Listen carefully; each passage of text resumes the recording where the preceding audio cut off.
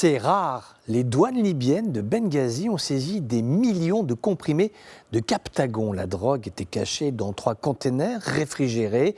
Sur les bordereaux de transit, ce devaient être des pommes. Les douaniers ont ouvert, c'était de la drogue.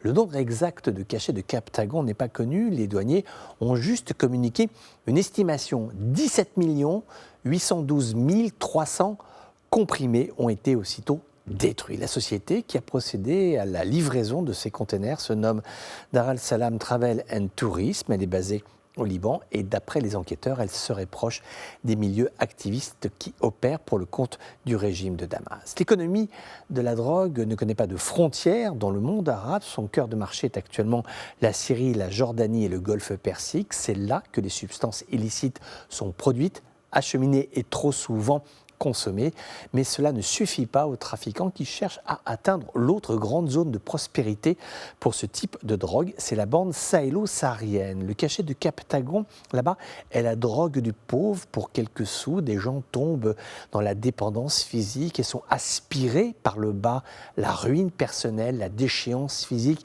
et l'enfer de l'addiction. Il est vraisemblable que les containers de Captagon qui ont été saisis par les douaniers de Benghazi, avaient pour destination finale le sud libyen, la zone des 3 frontières, qui est un lieu idéal pour dispatcher la production de substances mortifères dans les pays de la sous-région. La bonne nouvelle quand même de ce dossier, c'est que la drogue a été saisie. Les douaniers ont fait le job et c'est important pour la façade nord du continent africain, notamment la partie maghrébine, qu'elle ne devienne pas un lieu de porosité parce que le trafic de drogue tue 2 fois les consommateurs, nous le disions à l'instant, qui perdent tout, leur argent, la santé, la dignité, parfois même la vie, et puis les économies. Les économies, car l'informel et la corruption sont vitales à cette économie frauduleuse. Or, la corruption, on sait quand on y entre, on se salit les mains, mais on ne sait pas quand on en sort, car c'est une vraie économie à part entière, hautement criminelle, hautement destructrice.